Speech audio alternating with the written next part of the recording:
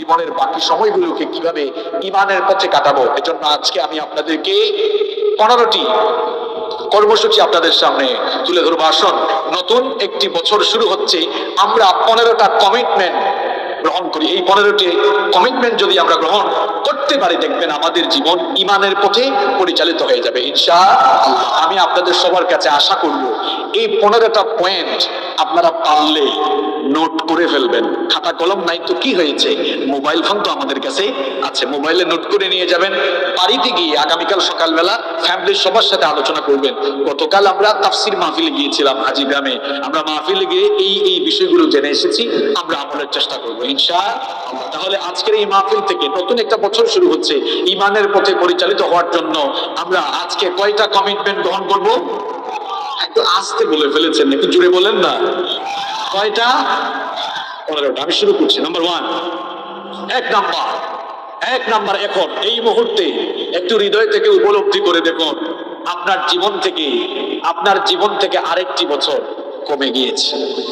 আপনি মৃত্যুর দ্বার প্রান্তে চলে যাচ্ছেন।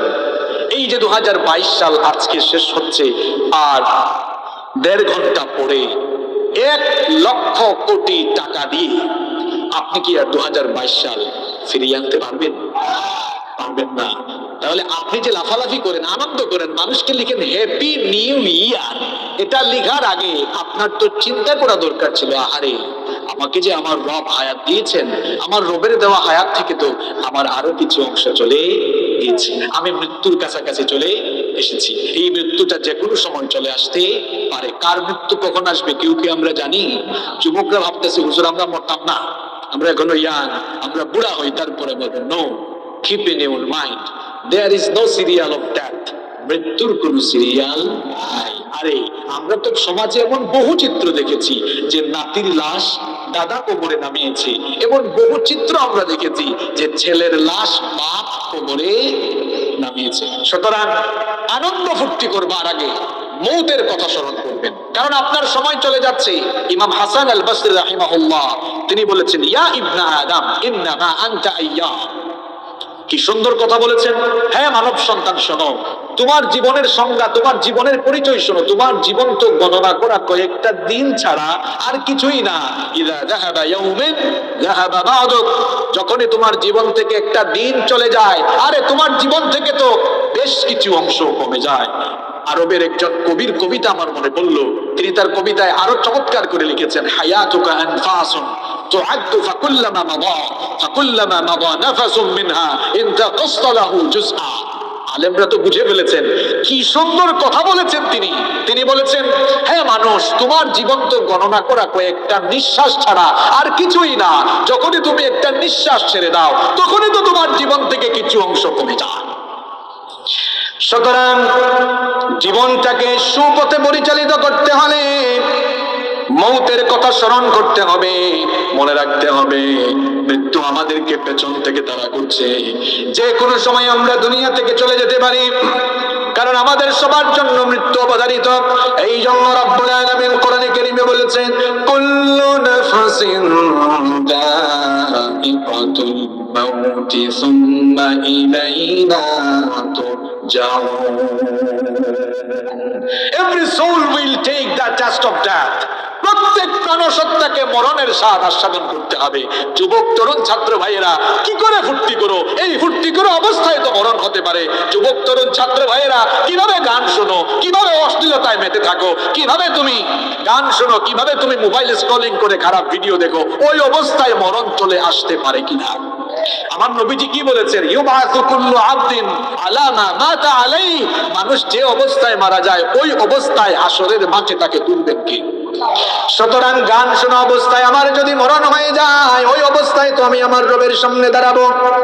সুতরাং আমরা এই 31st নাইটে কিংবা জীবনের যে কোনো সময়ে প্রতিটা দিন আমরা গুনাহ করার আগে মৃত্যুর কথা স্মরণ করা দরকার। এজন্য আমি বলি মাঝে মাঝে কবরস্থানে যাবেন, কবরস্থানে গিয়ে দেখবেন আপনার আগে যারা দুনিয়াতে ছিলেন কেউ দুনিয়াতে বেঁচে নাই, ওই কবরস্থানে তারা ঘুমিয়ে আছেন। আপনিও একদিন চলে যাবেন, আপনিও ওই কবরস্থানের কবরের বাসিন্দা হবেন। এটাই হলো আপনার জীবনের চূড়ান্ত বক্তব্য। মৃত্যু থেকে কেউ রেহাই পাবে। শুধুমাত্র মৃত্যুর কথা যার স্মরণ আছে, আল্লাহর কসম আপনি তারে দিয়ে আর পাপ করাইতে পারবেন।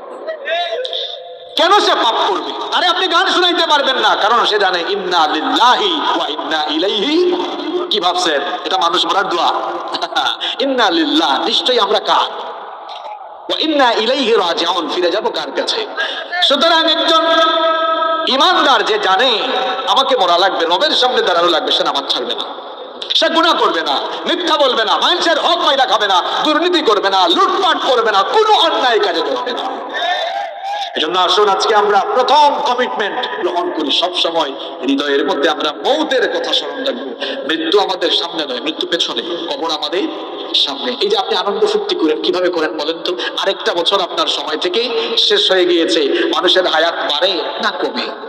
আরো জোরে বলেন। চলে গেছে আপনার সময়, আমি যখন আপনাদেরকে সালাম দিয়েছিলাম শেষ, আমার লাইফে ওই টাইমটা আমি আর ফিরে পাবো না। সময় যেটা চলে যায় সেই সময় আর ফিরে আসে না। মানুষ সময়ের জন্য অপেক্ষা করে, কিন্তু সময় কারোর জন্য অপেক্ষা করে না। যেন আরবিতে কি বলে, আল ওয়াক্তু লা ইয়ান্তাজিরু লি আহাদ, যেটাকে আমরা ইংরেজিতে বলি time and tide waits for, সময়ের স্রোত কারোর জন্য অপেক্ষা করে না। মৌতের কথা স্মরণ থাকলে আমার বাবা জান, প্রিয় ভাইজানরা, যার অন্তরে মৌতের কথা আছে যে আমি মরবো, সে অন্যায় থেকে গুনাহ থেকে বেঁচে থাকতে পারবে ইনশাআল্লাহ। যার অন্তরে এটা আছে আমি মরে যাব, কসম করে বলছে, সে ফজরের নামাজ কাজা করবে না। কেন কাজা করবে না? আরে জোহরের আগে তো তার জানাজা হয়ে যেতে। কেমন করে ঘুমাও তুমি, কেমন করে ঘুমাও তুমি, ফজর করে কাজা, এমন তো হতে পারে জোহরে জানাজা। হতে পারে কিনা? যে কোনো সময় চলে যেতে পারি আমরা। চোখেরই পলকে তুমি হতে পারো লাশ, চিরতরে বন্ধ হবে তোমার নিঃশ্বাস, হবে এলান তোমার নাম মসজিদের মাইকে, হবে এলান তোমার নাম মসজিদের মাইকে। বাড়িওয়ালা নাই রে বাড়ি, নাই রে দুনিয়াতে, বাড়িওয়ালা নাই রে বাড়ি, নাই রে দুনিয়াতে, বাড়িওয়ালা নাই রে বাড়ি, নাই রে দুনিয়াতে, বাড়িওয়ালা নাই রে বাড়ি, নাই রে দুনিয়াতে। খুব টাকার গরম, তাই না? আর খুব ক্ষমতার অহংকার, বাহাদুরি। এখন মরে যা, যাদেরকে সামনে পিছনে আগুরেন কেউ থাকবে না। বাড়ি গাড়ি মিল ফ্যাক্টরি টাকার পাহাড়, বিলাসিতায় কেটেছে জনম কত অহংকার। বাড়ি গাড়ি মিল ফ্যাক্টরি টাকার পাহাড়, বিলাসিতায় কেটেছে জনম কত অহংকার। দামি কাপড় ছেড়ে হবে,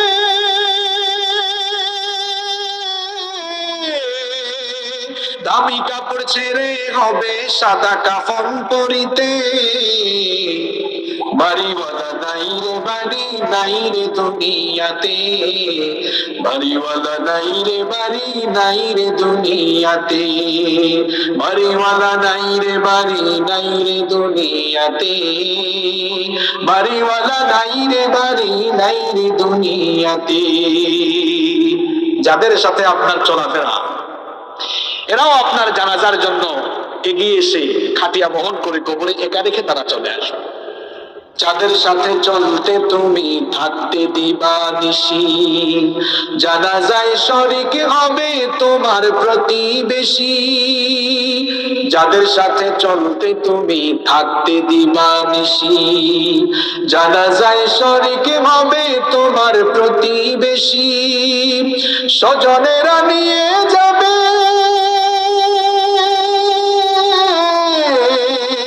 স্বজনেরা নিয়ে যাবে তোমাকে পালকিতে।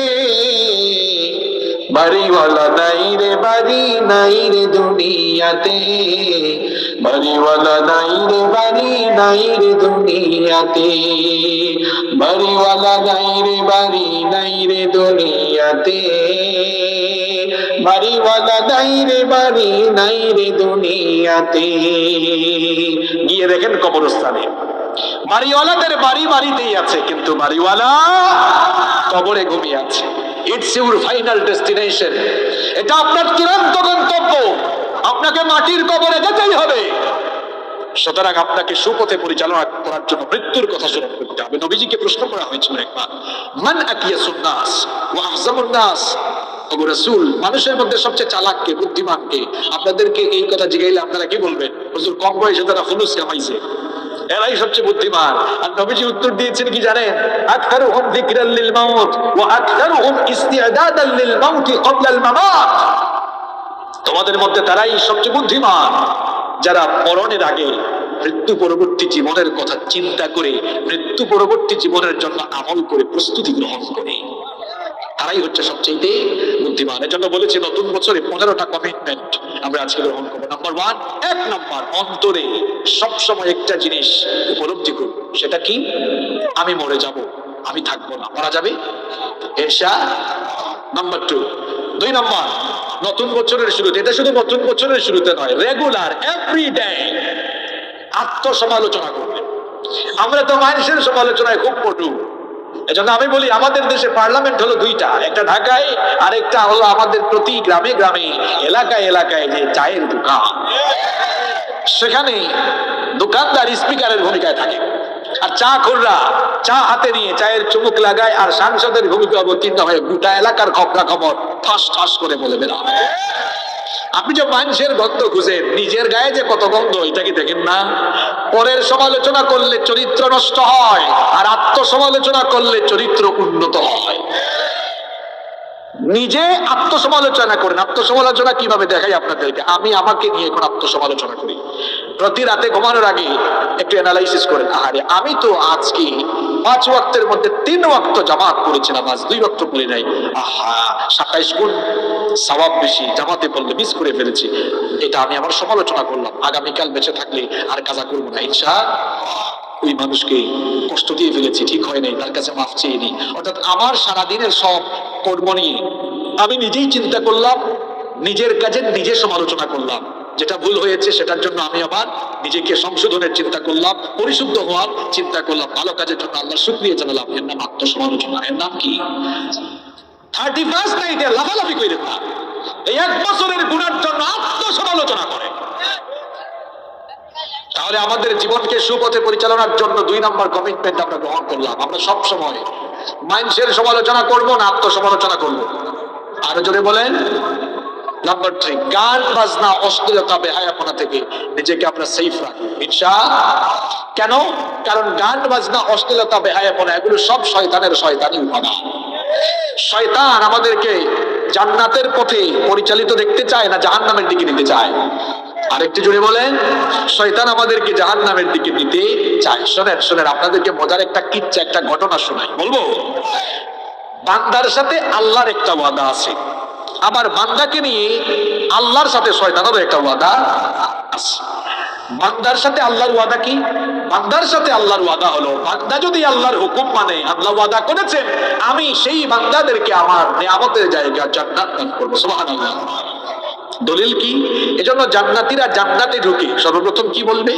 ওয়াকালুল হামদুলিল্লাহিল্লাযী সাদাকানা ওয়াদাহু ওয়া আওরাসানাল আরদা নাতাবাওয়াউ মিনাল জান্নাতি হাইসু নাশা।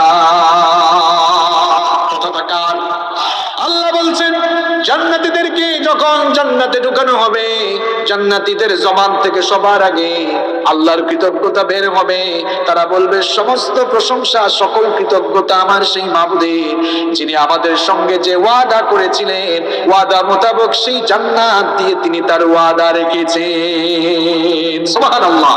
তাইলে বান্দার সাথে আল্লাহর ওয়াদা হলো, বান্দা আল্লাহর হুকুম বিধান মানলে, বান্দা জীবনে আল্লাহর গুনাহি করলে, ওয়াদা মোতাবেক বান্দাকে জান্নাত যিনি দিয়ে দিবেন তিনি কি? আর বান্দাকে নিয়ে আল্লাহর সাথে শয়তানের একটা ওয়াদা আছে। সেই ঘটনাটা কি বলবো? রব্বুল আলামিন আমাদের সকলের বাবা সাইয়্যিদিনা আদম আলাইহিস সালামকে তিনি তার নিজের কুদরতি হাতে বানালেন। এরপরে নিজেই তার দেহের ভেতরে রূহ ফুঁকে দিলেন। এরপরে ফেরেশতাদেরকে অর্ডার করলেন, তোমরা সবাই আমার বানানো আদমকে সাজদা দাও। ইবলিস ছাড়া ফেরেশতারা সবাই সাজদা দিল, ইবলিস যখন সাজদা দিল না, ইবলিসের এই অহংকারের কারণে ইবলিসকে জান্নাত থেকে যিনি বের করে দিলেন তিনি কে? আস্তে বলবেন না, জোরে বলেন তিনি কে? ইবলিস তখন জান্নাত থেকে বের হয়ে গেল। ইবলিস তখন আল্লাহর কাছে আবেদন করলো। সূরা আরাফে আল্লাহ বলেছেন, ক্বালা আনজিরনি ইলা ইয়াউমি ইউবাসুন। সে বলল, আমাকে আপনি কিয়ামতের দিন পর্যন্ত হায়াত দেন, অবকাশ দেন। আল্লাহ বললেন, ইন্নাকা মিনাল মুনজারিন, যা তোকে অবকাশ প্রাপ্তদের কাতারে আমি শামিল করে দিলাম, সুযোগ দিলাম। ইবলিস এবার এই সুযোগ পেয়ে এবার সে ওয়াদা করে বসলো, ক্বালা ফাবিমা আগাওয়াইতানি লাআকউদান্না লাহুম সিরাতাকাল মুস্তাকিম।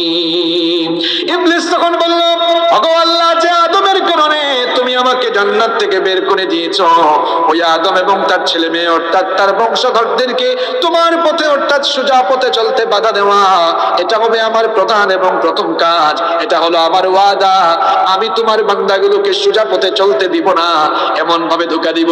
সুম্মা লাআতিয়ান্নাহুম মিন বাইনি আইদিহিম ওয়া মিন খালফিহিম ওয়া আন আইমানিহিম ওয়া আন শামাইলিহিম ওয়া লা তাজিদু আকসারাহুম শাকিরিন। ইবলিস বলেছিল, আমি তোমার এই বান্দাদেরকে সামন দিক থেকে, পেছন দিক থেকে, ডান দিক থেকে, বাম দিক থেকে, চতুর্দিক থেকে ধোঁকা দিয়ে দিয়ে আমি তোমার বান্দাদেরকে বিপথে নিয়ে যাব। শয়তান তার ওয়াদা রাখার জন্য আমাদেরকে দিনের 24টা ঘন্টা আল্লাহর পথ থেকে বিচ্যুত রাখতে চায়। এই জন্য শয়তান তার শয়তানি কর্মকাণ্ড নিয়ে আমাদেরকে জাহান্নামমুখী করতে চায়। এগুলোর মধ্যে অন্যতম হলো, শয়তান আমাদেরকে দিয়ে গান বাজনা শোনাতে চায়, শয়তান আমাদেরকে দিয়ে জিনা করাতে চায়।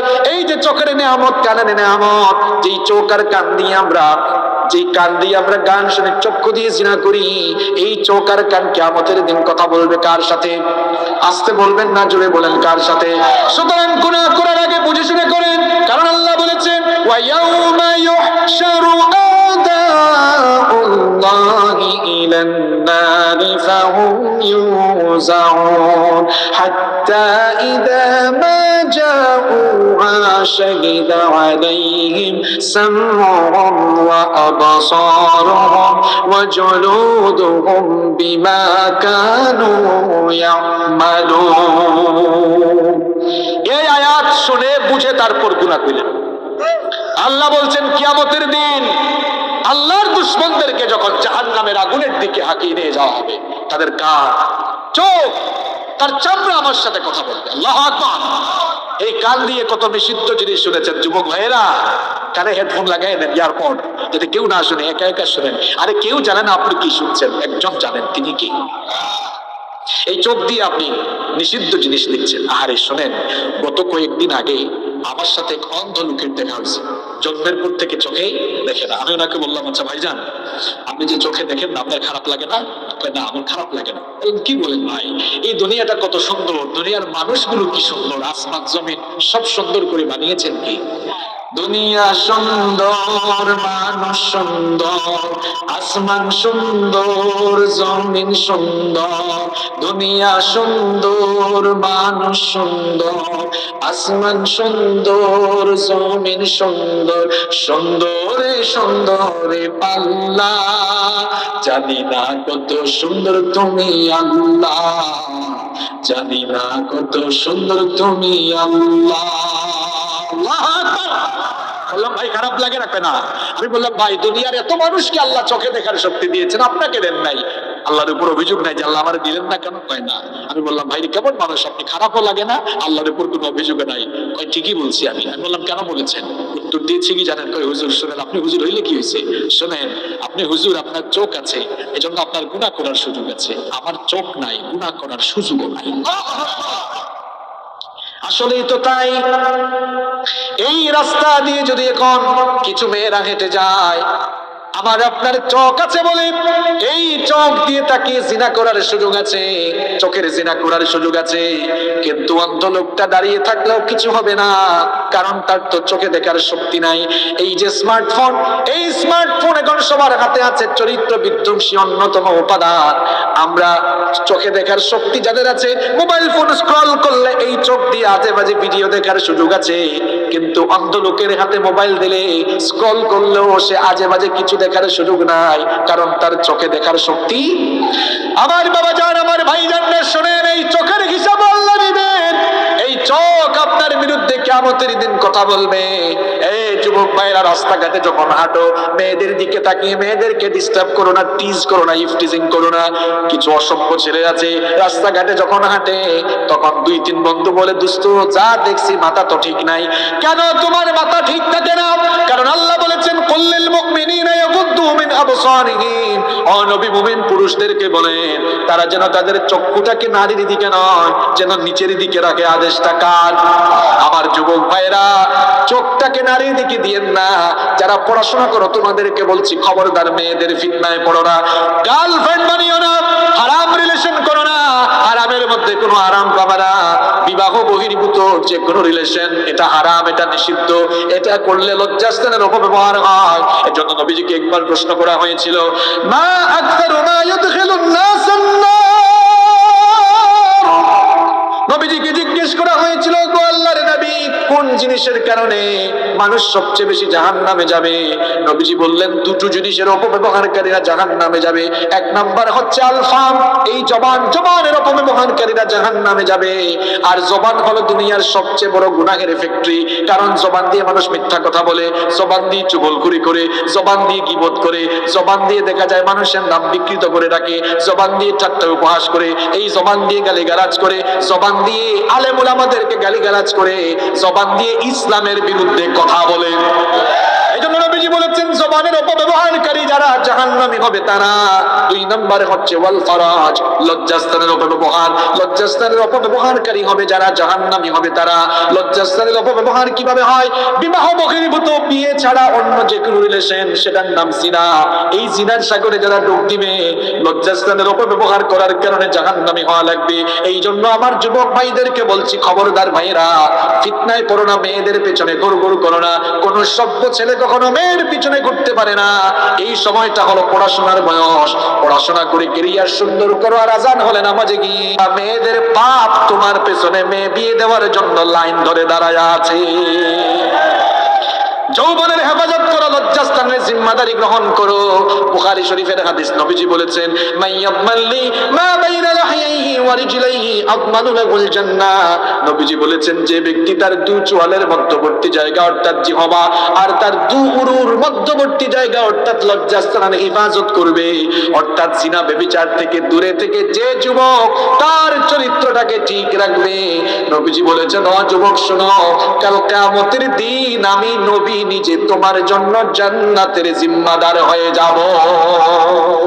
নবীজির হাদিস, কুল্লু ইবনে আদম খাত্তাউন ওয়া খায়রুল খাত্তাইন আত-তাওয়াবুন। মানুষের ভুল আছে, গুনাহ আছে, আর পাপ করা, গুনাহ করা মানুষের মধ্যে আল্লাহর কাছে প্রিয় হলো তারা পাপ করার পরে, গুনাহ করার পরে আল্লাহর কাছে তওবা করে ফেলে যারা। সুবহানাল্লাহ। আমার আপনার প্রিয় নবী রাহমাতাল লিল আলামিন, তিনি কেমন ছিলেন, তার অভ্যাস, তার আমল কেমন ছিল শুনেন। বুখারী শরীফের হাদিস, আল্লাহর নবী বলেছেন, ওয়াল্লাহি, আল্লাহর কসম, ইন্নী লা আস্তাগফিরুল্লাহ ওয়া আতুবু ইলাইহি ফিল ইয়াউমি আকসারা মিন 70 মাররা। নবীজি বলেছেন, আল্লাহর কসম, আমি নবী হওয়ার পরেও, বলেন তো আপনারা, আমার আপনার নবীর জীবনে গুনাহের কোনো দাগ আছে নাকি? আরো আসতে বলেন, আমার আপনার নবীর জীবনে কি কোন প্রকার ভুল বা কোন প্রকার পাপ, গুনাহের কোনো ছিটাফোঁটা আছে নাকি? জন্ম থেকে নিয়ে ওফাত পর্যন্ত, নবুয়তের আগেও মাসুম, নবুয়তের পরেও মাসুম, যেই নবীর জীবনে গুনাহের কোনো দাগ নাই, ছিটাফোঁটা নাই, ওই নবী বলছেন, আল্লাহর কসম, আমার জীবনে গুনাহ না থাকা সত্ত্বেও, নবী হওয়ার পরেও রেগুলার ডেইলি আমি আল্লাহর কাছে 70 বারের বেশি তওবা করি। সুবহানাল্লাহ। বাড়িতে বলেন আপনারা। আবার মুসলিম শরীফের হাদিসে নবীজি বলেছেন ফাইন্নী আতুবু ইলাইহি ফিল ইয়াউমি মিআতা মাররা, আমি নবী হইলে কি হবে ডেইলি 100 বার আল্লাহর কাছে তওবা করি। হাজী গ্রাম 14 গ্রামের মানুষেরা শুনেন, নবীজির জীবনে গুনাহ নাই, তারপরেও ডেইলি 100 বার আল্লাহর কাছে তওবা করেন। আমার আপনার জীবনে তো গুনাহ কম, জি খুব কম, তাই না? তো নবী যদি ডেইলি 100 বার করেন, আপনার করা দরকার কয়বার? নিজের বিবেককে প্রশ্ন করেন তো। আপনি 1000 বার না আরো বেশি করা দরকার, আপনি করেন কয়বার? খালি লাফালাফি ফালাফালি। তওবা হলো এমন গুরুত্বপূর্ণ জিনিস, আল্লাহ তাআলা বলেছেন, ও বান্দা শুনে লাও বালাগাত যুনুবুকা আনানাস সামাই সুম্মা ইস্তাগফিরতানি, তুমি গুনাহ করতে করতে গুনাহ যদি আসমান সম পরিমাণ পর্যন্ত গুনাহ করে ফেলো, এরপরে যদি তুমি একটু লজ্জিত হও, লজ্জিত হয়ে গুনাহর জন্য অনুতপ্ত হয়ে তুমি যদি তওবার দরজায় এসে কোরআন আরো বান্দা গফারতু লাকা, আমিও আসমান সম পরিমাণ দয়া নিয়ে হাজির হয়ে তোমার সব গুনাহগুলোকে আমি মাফ করে দিব। তাহলে আমরা 4 নম্বর অভ্যাস নিজের ভেতরে ডেভেলপ করব, প্রতিদিন আমরা ইস্তেগফার করব। আস্তাগফিরুল্লাহ আস্তাগফিরুল্লাহ আস্তাগফিরুল্লাহ। কি করা যাবে?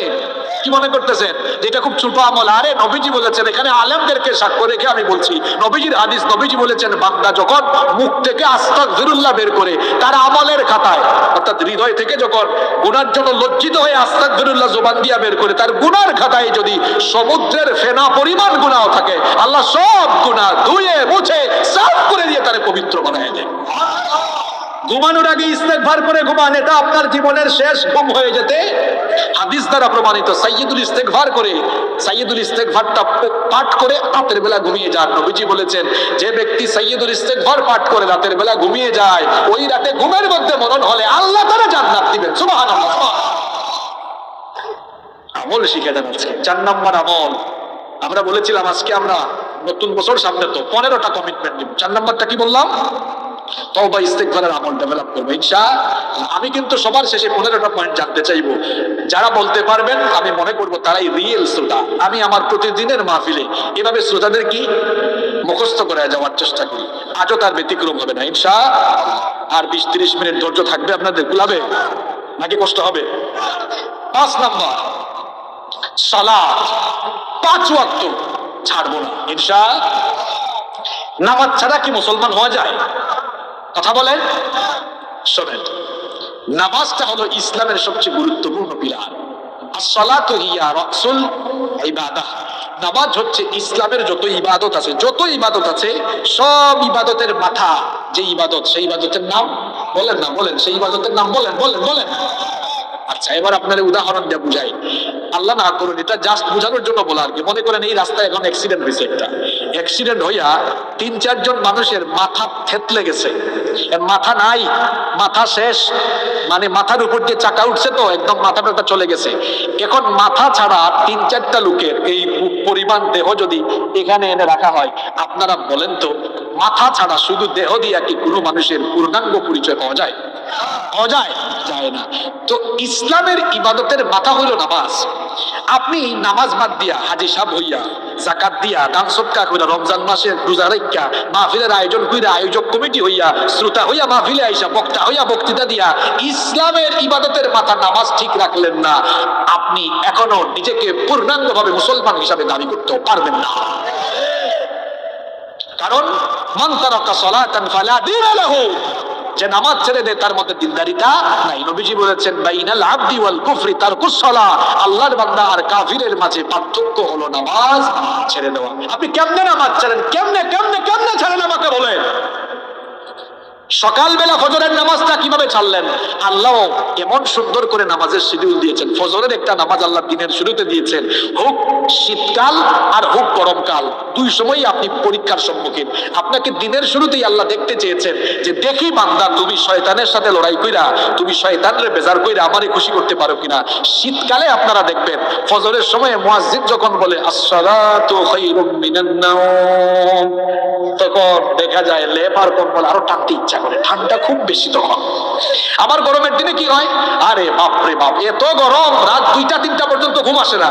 কিন্তু যখন বলবে আসসালাতু খায়রুম মিনান নাওম, ওই সময় একটু ঠান্ডা ঠান্ডা লাগে, তখন ঘুমটা আরামের লাগে, ঘুম ভাঙতে ইচ্ছা হয় না। আল্লাহ দেখতে চেয়েছেন ওই সময় শয়তান চাইবে, ভাই রে তুই ঘুমা, উঠিস না, ঘুমা ঘুমা, আর আপনি তখন শয়তানরে লাথি দিয়া যদি উইঠা ওযু কইরা নামাজে যাইতে পারেন, খুশি হবেন কি?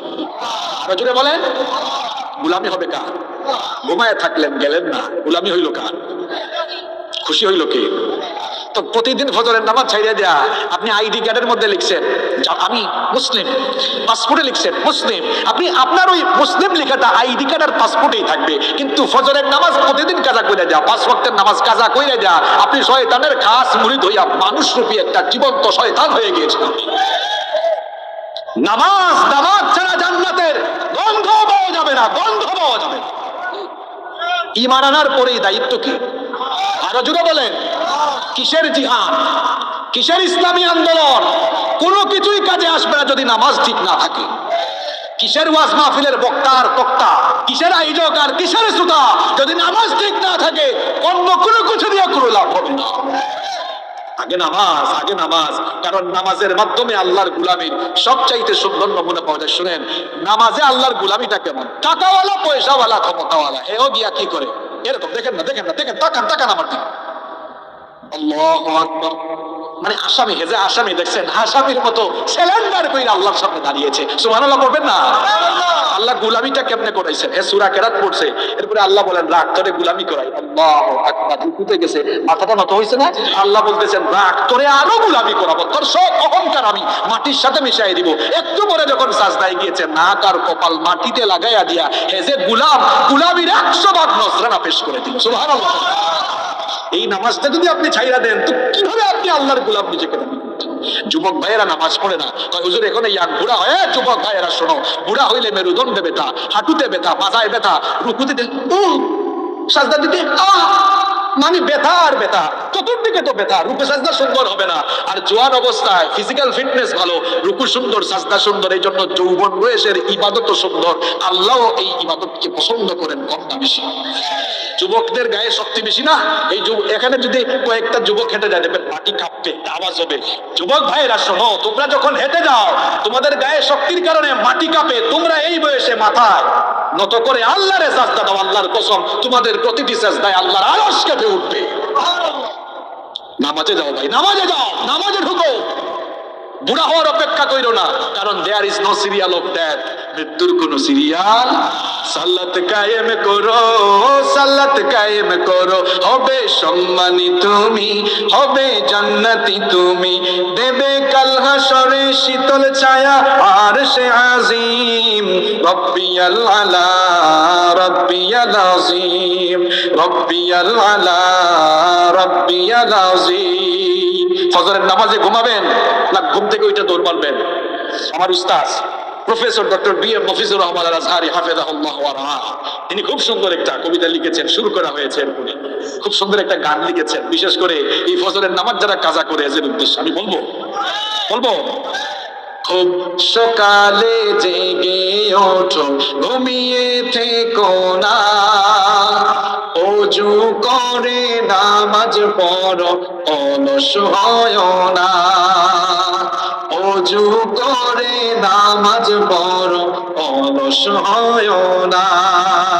সকালবেলা বরকত আসে, নবীজি বলেছেন আল্লাহুম্মা বারিক লি উম্মতি ফি বুকুরিহা। ওই সময় আপনি ঘুমান।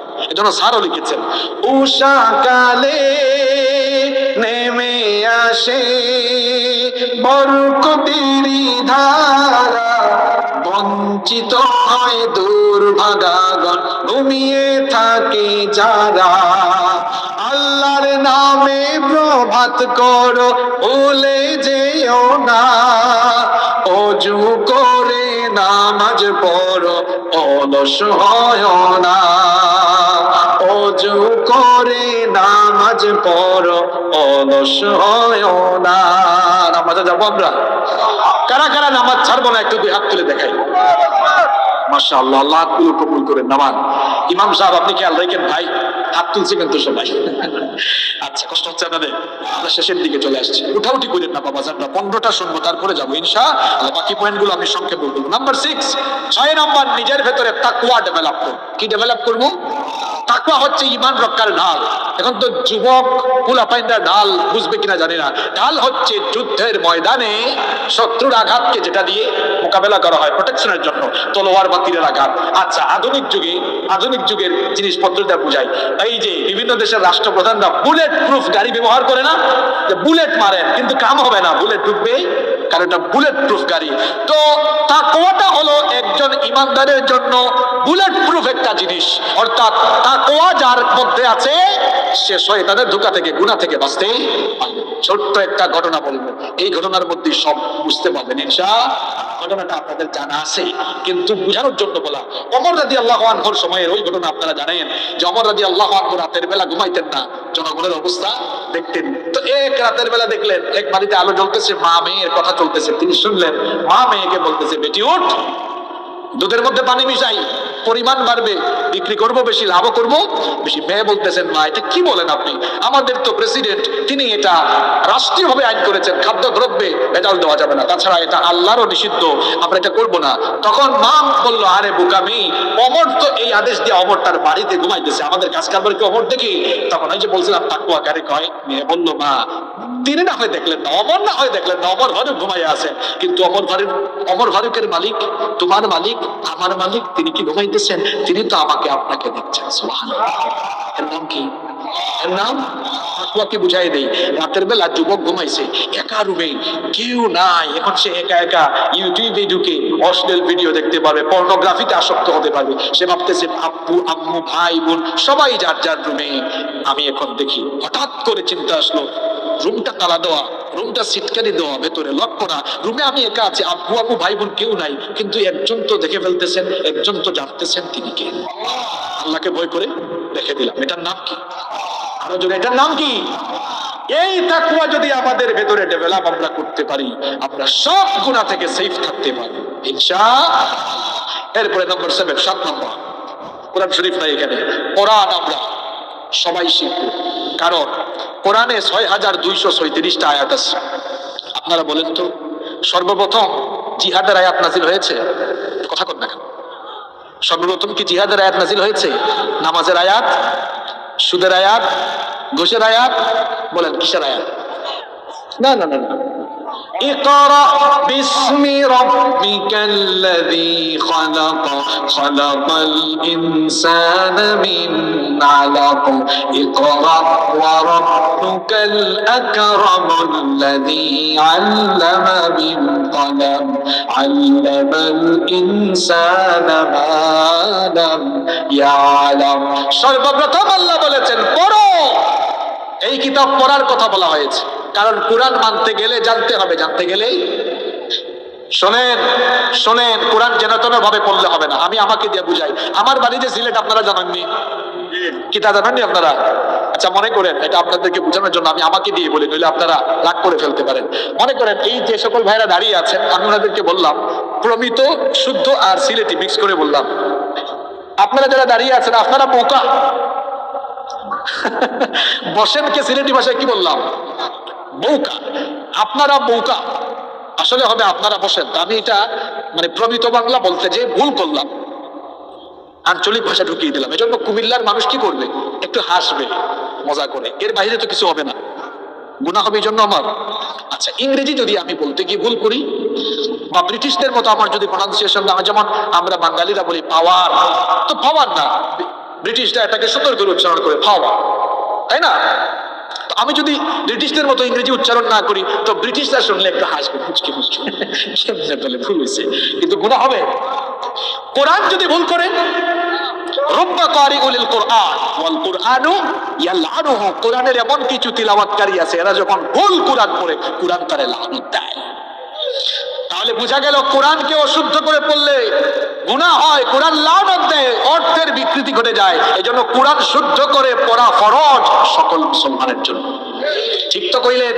কিন্তু আমরা কি করেছি, এত বছর বয়স হয়ে গেল, ও চাচা একটা চিঠি যদি এখন আসে আপনার কাছে সুপ্রিম কোর্ট বা দুদক থেকে, রাত 12টায় আসে, ইংরেজি ভাষায় লেখা, চাচা ইংরেজি না জানলে পাশের বাড়ির ঢাকা বিশ্ববিদ্যালয়ে পড়ুয়া ভাতিজারে গিয়ে রাত্রে বেলা ডাকবে, এ ভাতিজা ওঠ তাড়াতাড়ি, চাচা কি হয়েছে, এত রাতে আসছেন কেন? বাবা সকালে এসে, না রে বাবা ওঠ, দুদকের চিঠি অথবা সুপ্রিম কোর্টের চিঠি, না জানি আমারে বাইন্দা লইয়া যায় কিনা, আজকে রাতের বেলা এটা পুরা বুঝাই দেয়। ও চাচা ইংরেজি ভাষা বুঝেন না বলে রাতের বেলা 12:30টার সময় গিয়ে আরেকজনের বাড়িতে সেটা আপনি পড়াইতে পারেন, বুঝতে পারেন, তাহলে আল্লাহ তাআলা আপনার জন্য তার কিতাব কোরআন পাঠালেন। এত বছর বছর বয়স হয়ে গেল, এখনো এইটা শিখার জন্য কেন মানুষের কাছে গিয়া কোরআন শিখলেন না? নিজের বিবেককে প্রশ্ন করেন। আর যুবকদেরকে বলি, ছাত্রদেরকে বলি, খুব সুন্দর ইংরেজি ভাষায় কথা বলো। অঙ্ক পারে না, কম বুঝে, এসে বলে আব্বু আব্বু অঙ্ক প্রাইভেট পড়বো, বুঝি না বুঝি না। বাপ কথা যাবে না, গিয়া পড়, 5 মাস প্রাইভেট পড়, টাকা দিব না, যা। 5 মাস পড়ছে, মাদ্রাসায় পড়ে না হুসরব বুঝে না, এসে বলতেছে আব্বু না হুসরব বুঝি না, প্রাইভেট পড়তে হবে, যা বেটা পড়। কি ইন্টারমিডিয়েট পাস করেছে, বাবাকে বলতেছে আব্বু আইএলস এক্সাম দিব, ইংল্যান্ডে যাবো, আমি বারেট ল করবো, পড়াশোনা করবো, অথবা উচ্চশিক্ষায় শিক্ষিত আইএলস টোফেল জিআরই করবো, 20-30 হাজার টাকা ফি লাগে। বাপ বলছেন না, যা পড়। কি যুবক আর ছাত্রদেরকে বলতে চাই, অঙ্ক, ইংরেজি, আরবি আর আইএলস এগুলোর জন্য তুমি কয়েক মাস সময় দিয়া বাপের টাকা পয়সা খরচ কইরা সময় দিয়ে এগুলো শিখতে পারো, জান্নাতে যাওয়ার জন্য কপাল পুরা। তুমি এখনো কোরআন শেখার জন্য কারো কাছে যাইতে পারলা না, এখনো তুমি কোরআন শেখার জন্য কষ্ট করতে পারলা না, কেন পারলা না? নিজের বিবেককে প্রশ্ন করো। কোরআন শেখা নফল না ফরজ? কোরআন না শিখে আপনি যে নামাজ পড়তেছেন, আপনার নামাজ তো কবুল হবে না। কারণ নামাজের মধ্যে 13 ফরজের একটা ফরজ হলো বিশুদ্ধ করে নামাজে তিলাওয়াত করা লাগবে। ওয়ারাত্তিলিল কুরআনা তারতিলা, নিজের মতো করে বললে হবে না। আলাম তারা কাইফা ফাল, আল্লাহ আমাকে maaf করুন, বুঝানোর জন্য বলেছি, এভাবে নয়। আল্লাহ বলেছেন ওয়ারাত্তিলিল কুরআনা তারতিলা, তারতিল সহকারে পড়ো। সুতরাং নতুন বছর সামনে রেখে আমরা 7 নম্বর কমিটমেন্ট গ্রহণ করলাম। যারা এখনো কোরআন শিখি নাই, আমরা এখন সিদ্ধান্ত নিলাম কোরআন শেখার জন্য যা করা দরকার তাই করবো, কোরআন আমরা শিখবো ইনশাআল্লাহ। কষ্ট হচ্ছে আপনাদের? নাম্বার 8 নাম্বার হলো আমরা রেগুলার কিছু হাদিস অধ্যয়ন করবো। কারণ কোরআন যেমন ওয়াহি, হাদিসও তেমন ওয়াহি। পার্থক্য হলো কোরআন হলো ওয়াহিয়ে মাতলু আর হাদিস হলো ওয়াহিয়ে গায়রে মাতলু। কোরআন হচ্ছে এমন ওয়াহি যেটা নামাজে তিলাওয়াত হয়, আর হাদিস হচ্ছে এমন ওয়াহি যেটা নামাজে তিলাওয়াত করা হয় না, কিন্তু দুইটাই ওয়াহি। এজন্য আপনাকে হাদিসটাও স্টাডি করতে হবে। কিছু কিতাব বই আপনি আপনার ঘরের ভিতরে রাখেন, রেগুলার 2-4-5টা করে হাদিস পড়েন, আপনার ইলমের ভান্ডার সমৃদ্ধ হবে ইনশাআল্লাহ। নাম্বার 9, নবীজির সিরাত অধ্যয়ন করেন। কারণ আমার আপনার বাসা বাড়িতে যে কোরআন আছে এটা প্রিন্টেড কোরআন, আর আমার নবী হচ্ছেন প্র্যাকটিক্যাল অর্থাৎ জীবন্ত কোরআন। সুবহানাল্লাহ পড়েন। নবীকে ভালোবাসি, নবীর সাথে এত প্রেম, এত মহব্বত, এত ভালোবাসা, নবীর জন্য জীবন দিব, সব দিয়ে দিব, কিন্তু ওই নবীজির জীবনী আমার আপনার জানা দরকার আছে না নাই? আরে ভাই, না জানলে আপনি বউয়ের সাথে নবীজি কেমন আচরণ করেছেন, স্ত্রীর সাথে, মেয়ের সাথে, মানুষের সাথে তিনি কেমন আচরণ করেছেন, নবীর সিরাত না বললে আমরা জানতে পারবো? কথা বলেন, জানতে পারবো? জানতে পারবো না। এই জন্য আমরা সবাই নবীর সিরাতের এক একটা বই কিনবো। সবাই রাজি আছেন? রাজি আছেন সবাই? কারা কারা রাজি একটু হাত তুলি।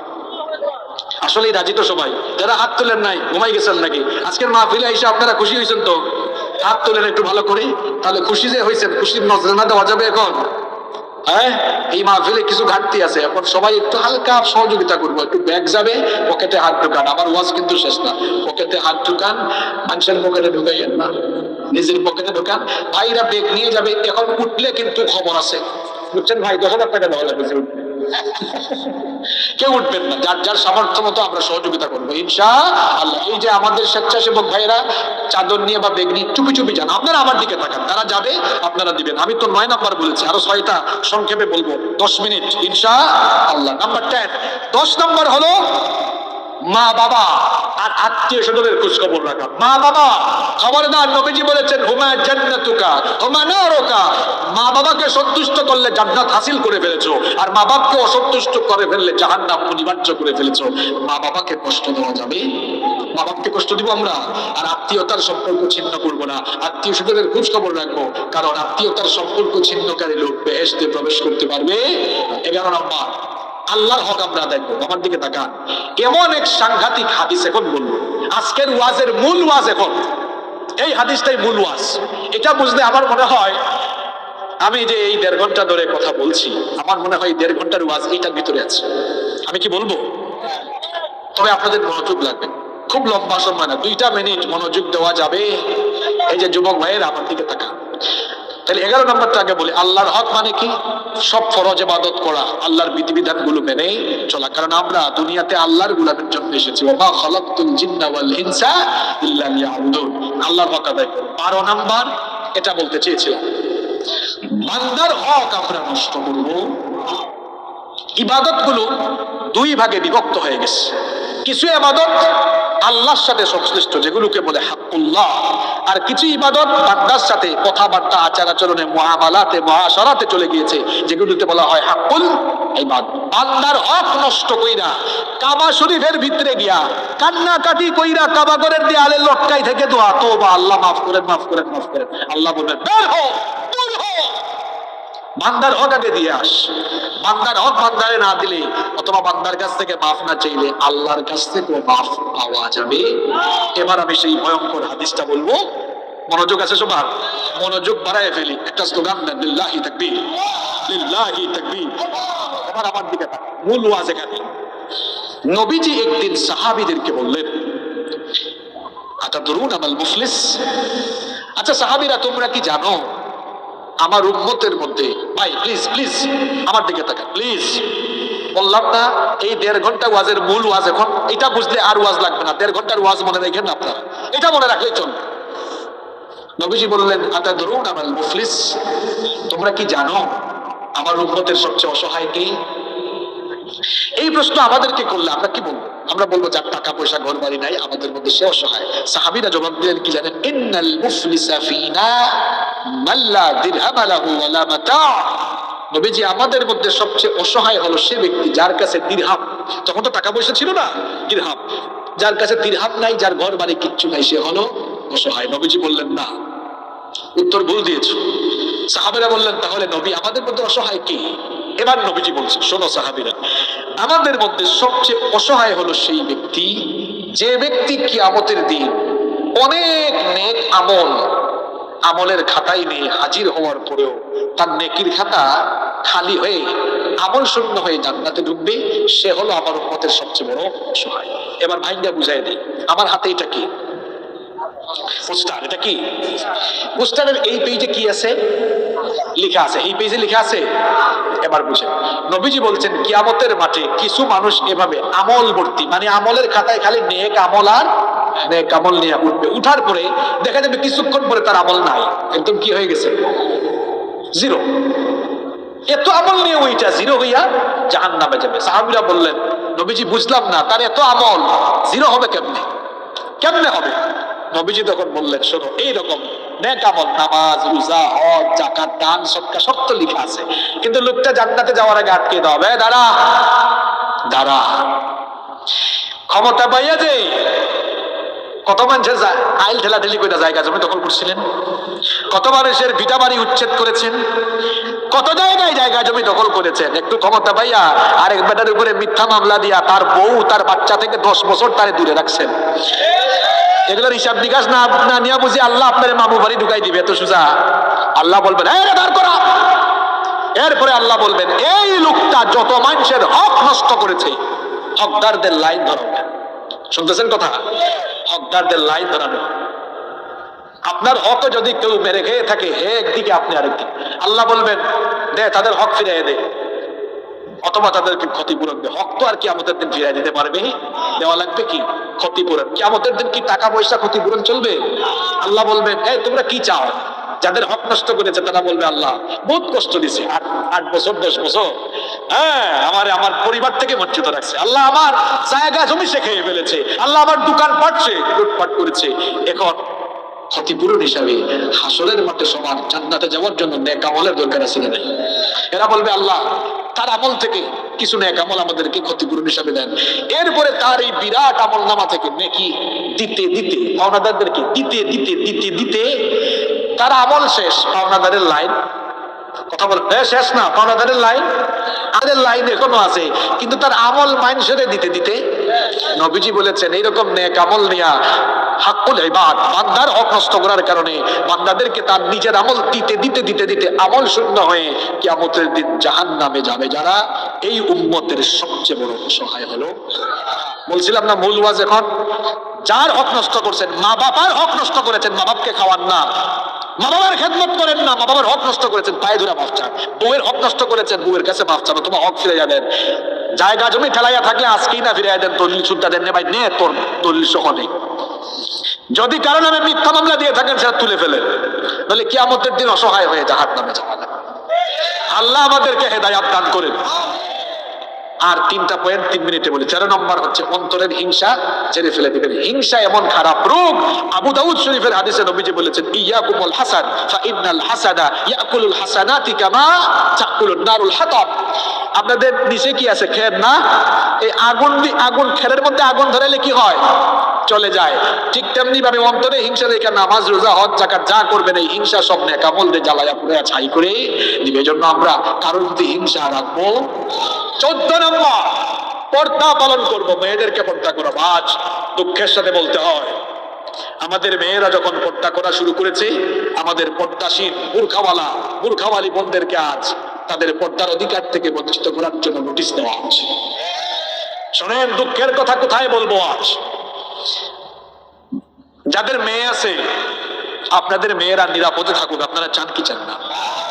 আগে আমরা দেখতাম মাদ্রাসার মেয়েরা বুরখা পরে যাইত, স্কুল কলেজ ইউনিভার্সিটির মেয়েরা বুরখা ছাড়া যাইত।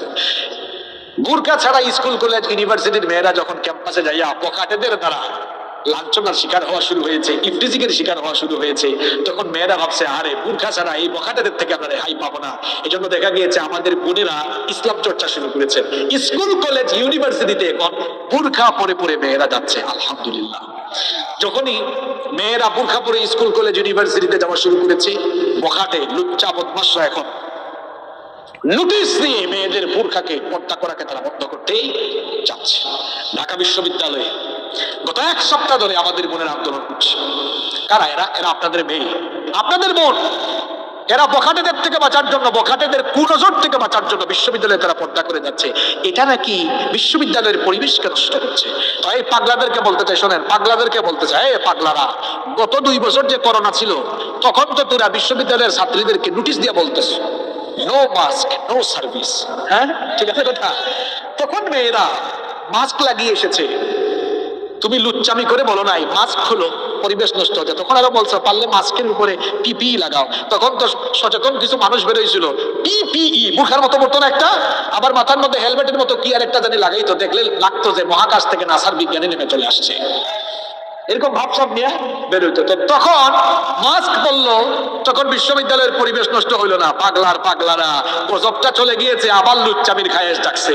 এখন বুরখাওয়ালি পর্দা করে আমাদের বোনদেরকে বেপর্দা করে দেখতে চাও। শিয়াল যেমন মুরগির স্বাধীনতা চাই, তেমনি লুচ্চা বদমাশরা মেয়েদেরকে চোখের সামনে বেপর্দা অবস্থায় দেখতে চায়।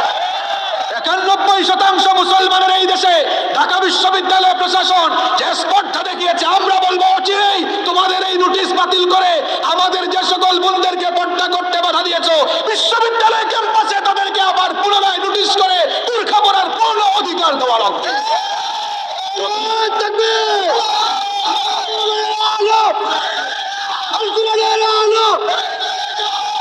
হাসিবুর রহমানের আলেম, আল কোরআনের আলো। যাই হোক, আমার ভাই অনেক আবেগী মানুষ, ভালো ছেলে, বসেন খুব ভালো মানুষ। আল কোরআনের আলো করে করে তাহলে অসুবিধা নাই। আচ্ছা, আপনাদের মেয়েরা, আপনাদের বোনরা, গতকাল সাতক্ষীরায় এক মাহফিলে এক ছেলে প্রশ্ন করছে, হুজুর পালিয়ে বিয়ে করা কি জায়েজ? তো ভাবলাম যেমন প্রশ্ন তেমন উত্তর দরকার। বললাম, তোমার বোনরে কেউ পালাইয়া নিয়ে গেলে তোমার কেমন লাগবে? খারাপ লাগবে। বললাম, তুমিও যে প্রশ্ন করেছো, যদি কেউ ভাগায় নিয়ে যায় তার ভাইয়েরও খারাপ লাগবে। সুতরাং এমন প্রশ্ন করাই ঠিক না। নিজের জন্য যেটা অপছন্দ করেন, মানুষের জন্য কেন আপনি সেটা পছন্দ করেন?